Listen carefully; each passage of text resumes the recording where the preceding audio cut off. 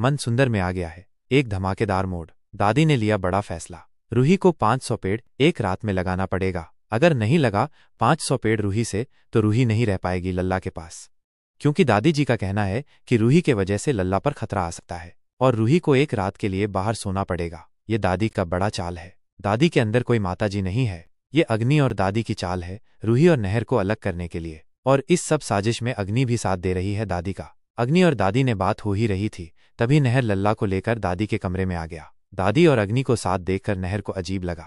नहर ने अग्नि से कहा, तुम दादी के कमरे में क्या कर रही हो? इतना ही पूछकर नहर ने कहा, आज रात तुम मेरे कमरे में लल्ला के साथ सो जाओ। इतनी बात सुनकर अग्नि की खुशी का ठिकाना न रहे और इतना सुनकर अग्नि लल्ला को लेकर नहर के कमरे में जाती है। और इधर रूही बाहर ठंड में बैठी सोच रही थी लल्ला के बारे में कि अपने बेटे के लिए मैं कुछ भी करूंगी और अपने बेटे पर एक आंच आने नहीं दूंगी और देवी माँ की हर एक बात मानूंगी। और उधर अग्नि नहर के कमरे में आकर बहुत खुश थी। इतने में सुबह हो जाती है और उठती है तो नहर को नहर के कमरे में न देखकर बाहर गार्डन में आती है और देखती है कि रूही और नहर साथ में है। यह देखकर अग्नि को जलन होती है। रूही और नहर दादी और अग्नि की चाल को समझ पाएंगे, ये देखने के लिए हमारे चैनल दंगल एक्टर्स को सब्सक्राइब करें, दोस्तों के पास शेयर करें। धन्यवाद।